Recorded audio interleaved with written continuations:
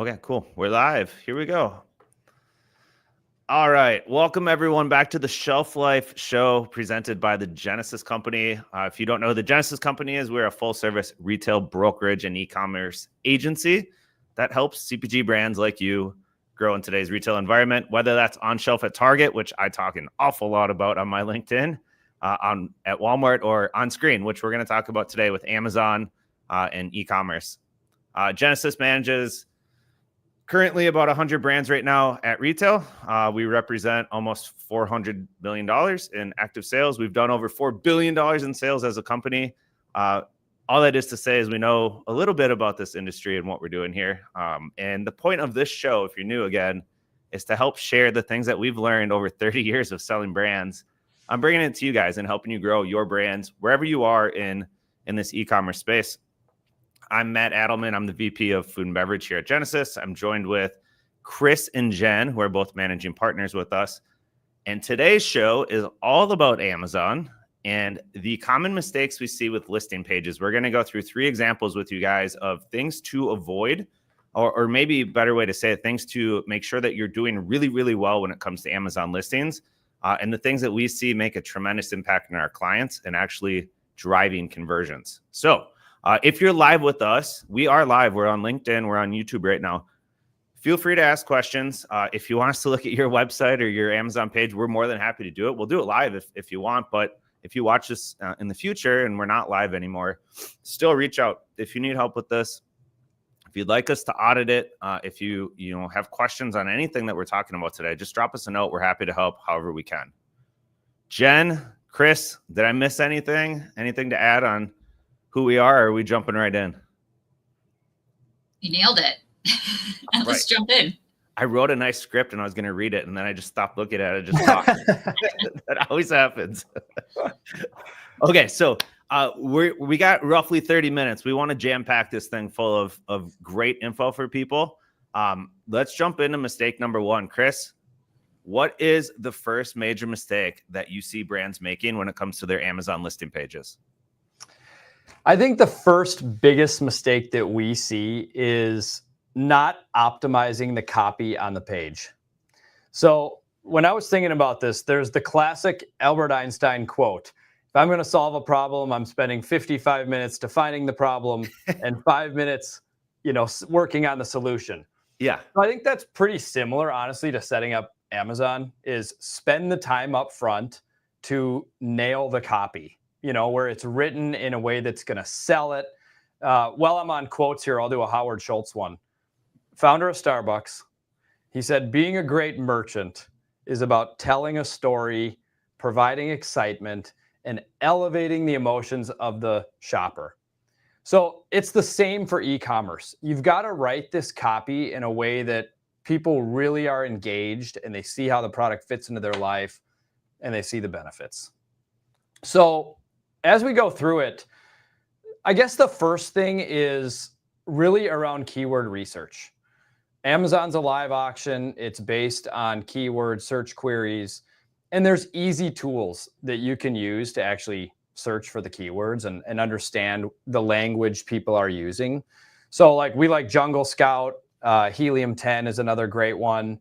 And you can get affordable packages with those where you can really see the keyword search volume and understand the high intent keywords, the high volume keywords, and then weave those into the copy on the page so that it's written in a way that, makes sense. It's not just stuffed with keywords, but you also utilize some of those keywords for indexing. Can I ask a quick question on this? Yeah. I think I've always fallen into this camp where I look at an Amazon product listing and I know it's full of keywords, but me as a consumer, I hate reading most Amazon listings. Yeah. Because they feel like it's just so much crap. But the reality is you got to do that, right? It is not about a pretty clean, concise product copy listing, right? You got to make it long and ugly and full of these keywords. Yeah, that's a great point. So that kind of takes us to the next, is actually utilizing the character count that you're allowed to utilize. So if you look at the hierarchy of importance, the title is the most important. It's the most important for indexing and SEO, and it's visible within the search results. So you get 200 characters in the title, and that includes spaces. So you do want to use that. You might not need to use all 200, but if you can put keywords in there and write it in a way that makes sense, isn't just different keyword search queries separated by commas, but one that actually flows. Okay. You might use 150 keywords, but we see a lot of listings out there that say stainless steel water bottle, and that's it. And it's just not indexing for any keywords. It's not explaining any other benefits. So that's a great point on character count for sure. Interesting. And, I think that's for sure true for the rest of the copy. Feature bullets would be the next level hierarchy that's really important.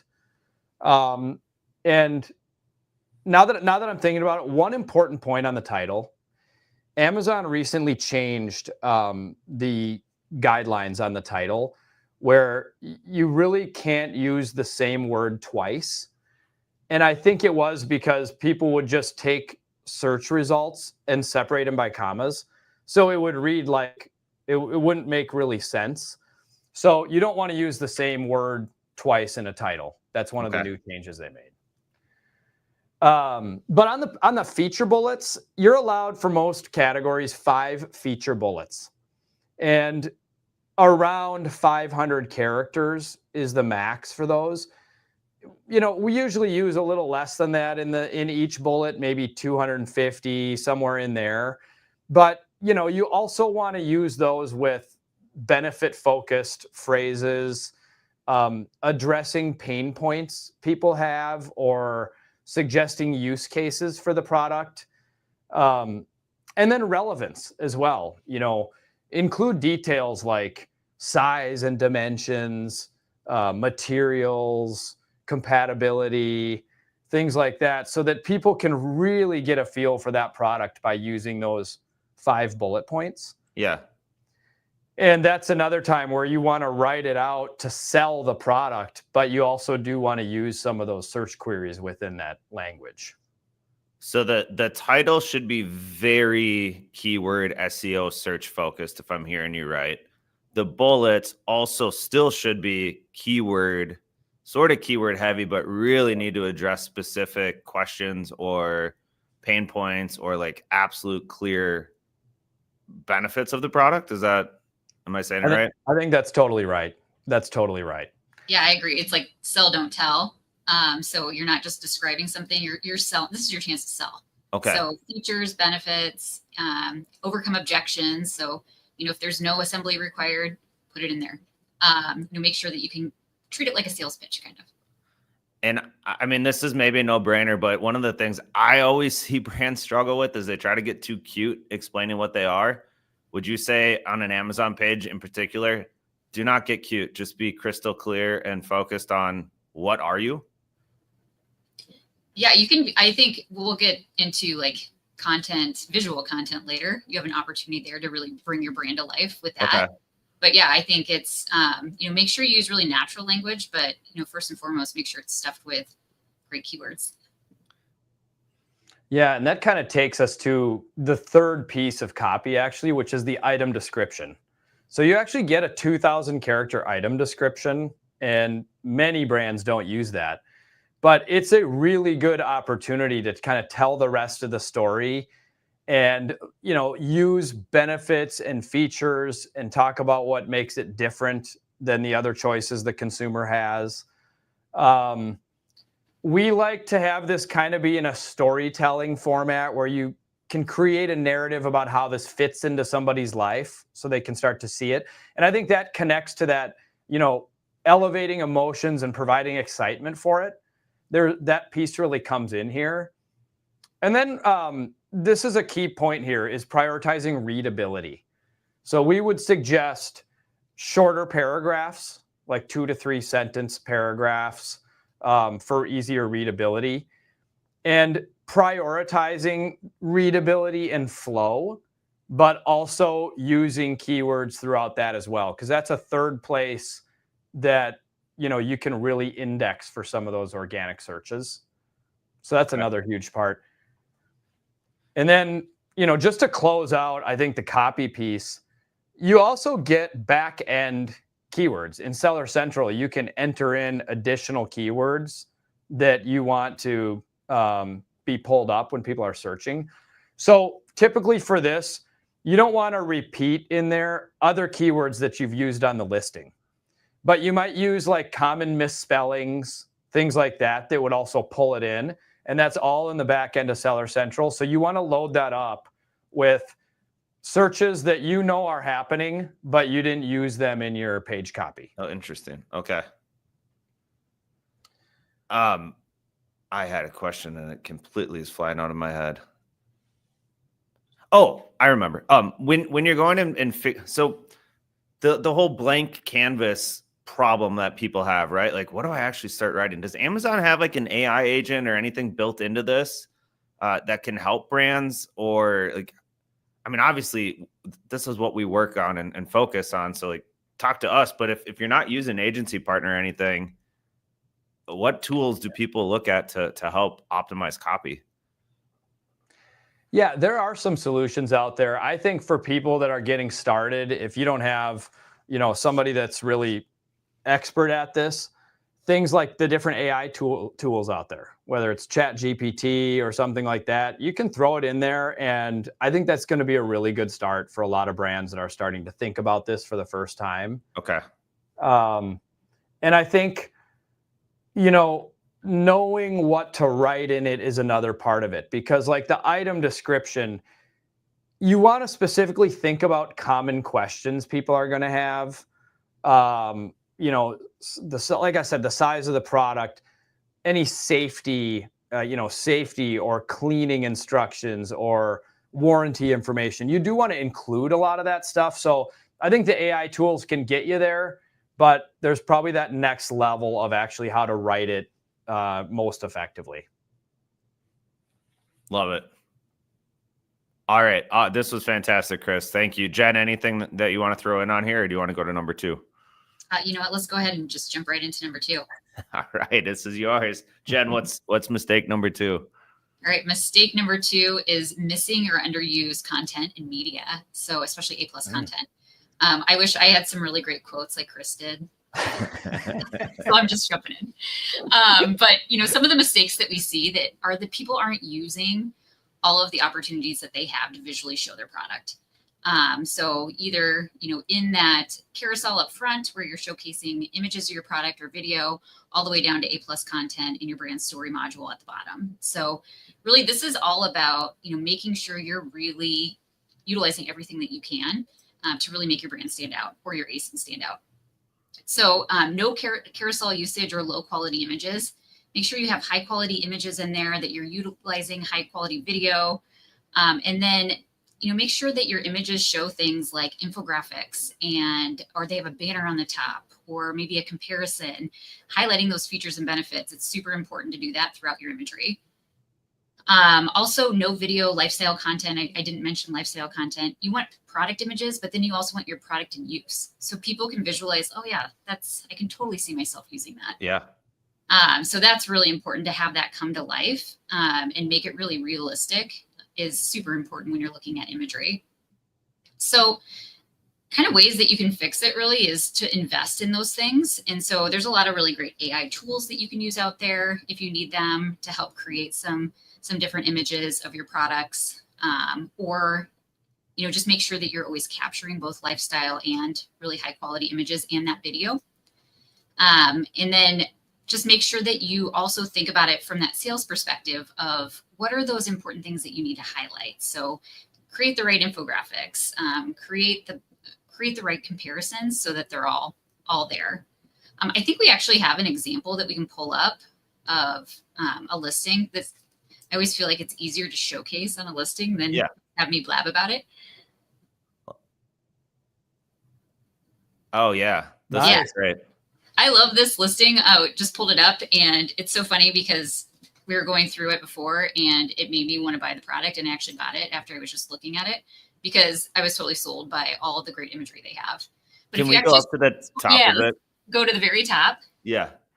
So first of all, let's take a look at, so you have your hero image here with the baking cups, they're silicone baking cups. And then right underneath that, you see that carousel of images, and they're fully utilizing all of them. So you can see some really great lifestyle, and then you see some infographic-y type images. They have great videos. I believe they actually have several videos there. But if you click on that plus image one, right there, yeah. You can see that they're utilizing all that they can.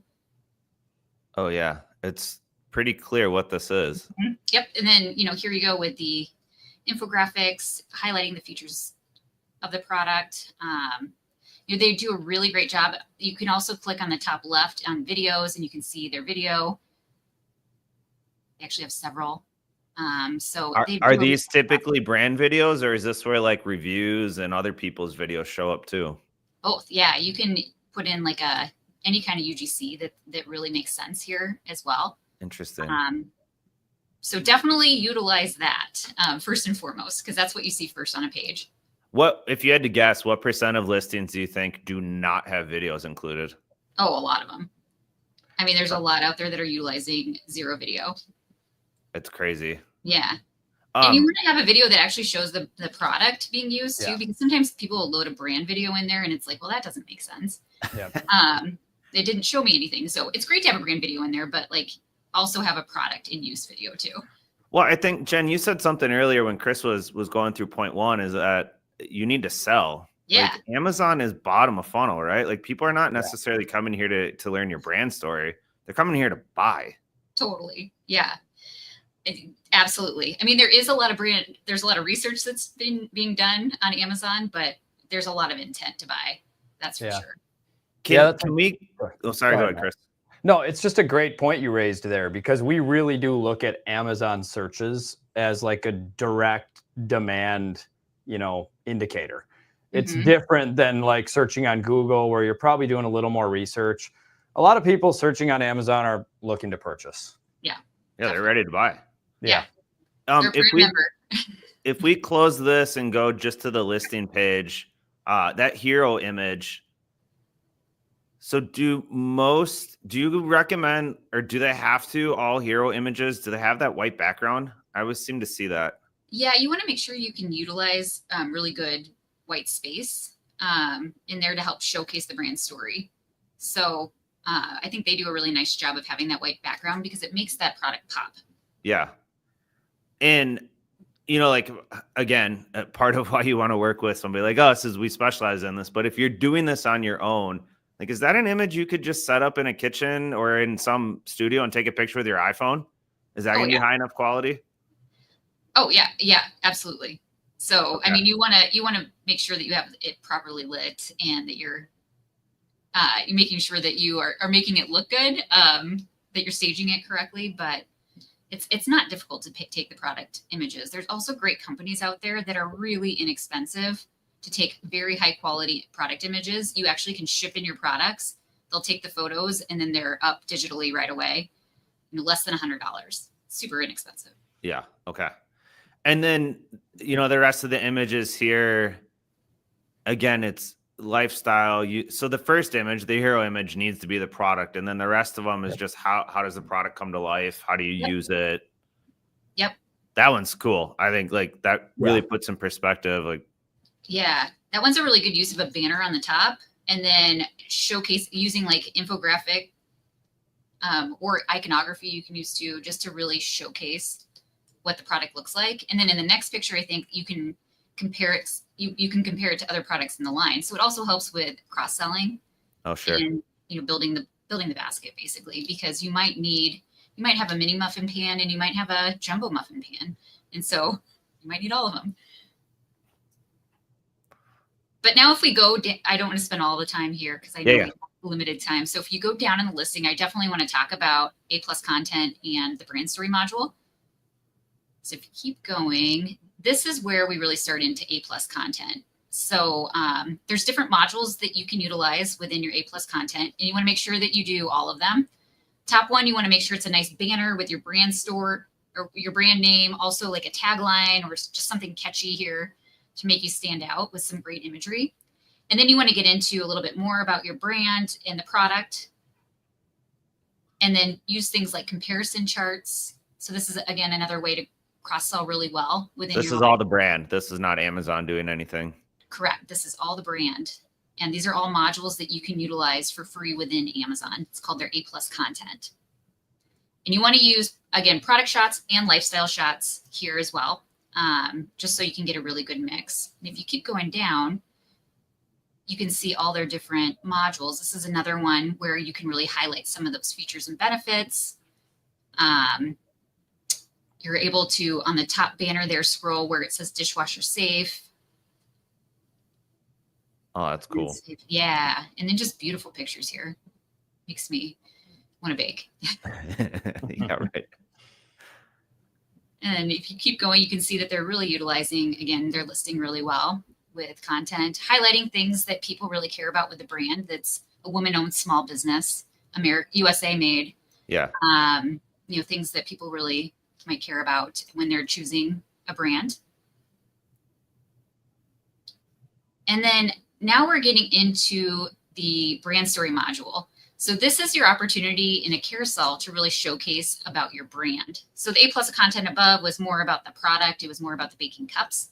Now this is about the Silicone Kitchen brand. So you can tell your brand story, connect with people, create that emotional connection, really, try to build that credibility up so that people really trust your brand. And then it also gives you an option to showcase other categories that you sell in as well. So you can see the full brand in action. So the top part, the images, the copy, the highlights, that's sell, so that you get people down into, now you can tell. Yeah, right. Interesting. Yeah, I think the other great point here is the brand story module also allows you to send traffic straight to the brand store. And so it does enable some of these other ways of generating traffic into the brand. And there's no competitors in the brand store. So it's once you get them there, they're shopping your whole assortment. I think the other thing to add that might help some brands is if it seems expensive and just a lot of resources to build a page out like this, there are certain assets you can make that could go across multiple items within your brand or your portfolio. So like the brand story module here, that can go on all your listings. So you create it once and then it goes on all your listings. So I think looking for opportunities like that to repurpose the same creative can help build out more listings with the same, cost. Yeah, absolutely. Great point. On the cost part, real quick, do you have a general guide for like a newer company starting out on Amazon? Like how much should they be allocating here versus like a brand like this one that is really doing a great job? Like what is the cost range here to get the pictures, the images, to get all this going? A lot of times you can do this for, around $1,000, I would say, to really get imagery, $1,500 maybe for the A+, Mm-hmm. It might seem like a little bit for a new brand up front, but it's definitely worth it. And you can use a lot of that imagery then throughout your entire brand. Yeah. And so it doesn't just have to be used for Amazon. A lot of people like that consistency across channels. So they'll utilize the same images on their website or in social media. So, you make sure that you're just showcasing that consistency throughout the brand and really telling that story. So it's worth the investment up front to really make sure that you have the right images. Video is sometimes a little bit more expensive, but video helps tell the story. And people really interact with those videos. You're right. Just looking at this brand does such a great job. I want to go make muffins now. Not even that much of a baker, but I'm looking at those blueberry muffins look delicious. Oh, everything about their listing. I mean, the title is great. They had like 6,000 reviews, I think it was 4.6 stars. They've got benefit bullets up there. They've got the brand story module, A+ content. It's pretty top tier. Yeah. Awesome. Jen, anything else on content for a listing? No, I probably talked way too much. So go ahead and hand it back over to you. It's fantastic. Yeah. I mean, just this part alone on the images and how to set up the A+ content is gonna, for the brands that aren't doing it, which are a lot of listings, like go do this. Take Jen's advice and start. We've got, well, we're probably gonna go a little bit long because Chris, I know mistake number 3 is a big one. Let's jump into that.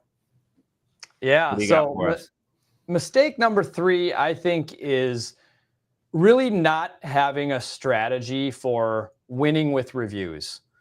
Wait, you don't just sell a product and get magical, wonderful reviews and it's simple?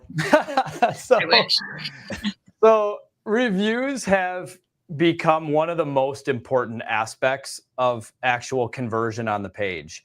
Once you get people to the page, then they're going to really determine whether they want to buy it. And reviews are trusted like a recommendation from a friend. So there are really 4 key aspects to win with reviews. The quantity, so the number of reviews you have, the star rating, the recency, meaning are the latest reviews from like this week, or was the most recent review 3 or 4 months ago? People want to see that people are consistently buying and reviewing the products. Yeah. And then the 4th aspect to that is, can you get user-generated content on the page? So are people attaching pictures or whatever else? It just helps from a social proof standpoint. Yeah. And I think the other thing is, reviews, if you've got 500 reviews at 4.3 rating, it's going to be better than having 12 reviews with a 4.9. People, they want to see a lot of reviews with consistency, and some negative isn't that bad. It's like more, authentic, I think, when they see some people that didn't like something, but almost everyone else likes it. So if it's just 5 stars across the board always, I think it could be better to be somewhere in the middle and just let the process work. Well, I mean, everyone has that weird uncle that hates everything. Yeah, exactly. There's someone out there that's going to buy products that is just not going to like it, and that's totally fine. Yep. Yeah. So, finding that strategy to get reviews at launch is important. So on Amazon, one of the ways you can do that is with the Vine program for FBA sellers and brands that are registered on Amazon. You can do the Vine program, which allows you to send out 30 samples of your product and have people try the product and leave an honest review. And generally, brands that have like 50 reviews are really looked at as credible and people are buying them. So when you can start out of the gate with 30 reviews, it just gives you a really nice kind of head start on things. And it's not expensive through Vine. I think it's like a couple $100 to get that many reviews. Well, shameless plug for next week's episode. We are going to go deep into Vine, how to win with Vine specifically, and get this reviews part cranking. Just, absolutely. Look at that little call out. Hey, I love that. Let's shift away from Vine and focus on the brand side. What do the brands have to be doing to push getting reviews? Yeah. So I think there's a couple more things, is optimizing review requests. So you can set up an automatic, really like a flow to email brands, let's say 2 weeks after they purchased, and just ask them to leave you a review. And you'll get I don't have the exact return rate on that, but you'll get people that'll leave you reviews, definitely more than if you don't ask for it. That's just through Seller Center? Just through Seller Central. Yep. And so that's one, set up the automated review requests. The second is optimizing the post-purchase experience, which what we like to do is just include a little card in there, no incentive, just says, we'd love to hear your feedback. Leave us a review, for instance. That's within the terms of service. And you really need to make sure that your review strategy is within the terms of service of Amazon. They just really cracked down on that. And brands that are trying to provide incentive or anything like that, you can actually get delisted or suppressed for that. So no incentive, just if you like, leave us a review. We'd love your feedback. That will also help a lot with getting reviews. Yeah, I think even something as simple as a QR code on a card, that makes it easy. Someone can just scan the code, go right to the review. That's exactly right. Yep, that's exactly right. That's a great call out, actually. We've seen several brands do that with a lot of success. And then I think the last part here, not ignoring negative feedback. So this is for two reasons. One is pay attention to the comments that consumers are using, because it'll actually help you improve the product or understand if there's some issues that you can work on. But number two is actually going in and responding to those reviews. So you can go in through Seller Central, and as long as customers have their buyer seller message enabled, you can actually send them a message, and maybe you'd say, we're sorry about the experience you had. We'd love to provide a replacement product or whatever, so you can mitigate some of that. And some people will actually take the review down if you've kind of made it right for them. Yeah, I saw a bunch of 1-star reviews on a product yesterday, and in the review it was, I would change my review or delete this thing if you would help me make this right. But if you're not willing to as a brand, I'm leaving this review up. Yeah, absolutely.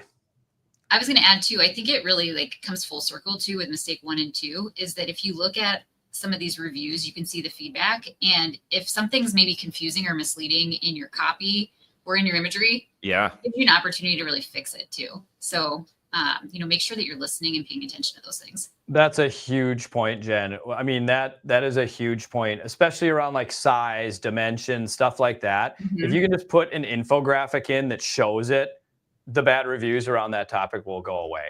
That's a huge point. Anything else on the review side, Chris? I mean, we all know they're important, but I think to me, this is the part, and maybe the A+ content where brands just ignore it and just hope that it's going to magically work. Like, you've got to actively have a strategy on reviews to make them good.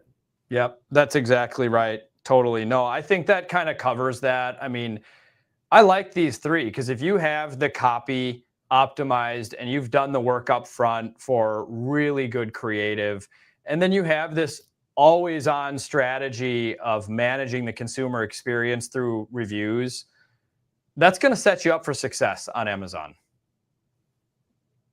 I'm in Amazon. I have a brand on Amazon myself, and the stuff you guys just shared already, I'm like, duh, I need to go do some of these things. Like, this is common sense, but it's so important. That's why we're here to help. Yeah, thank you. You're just helping me all day long. Right.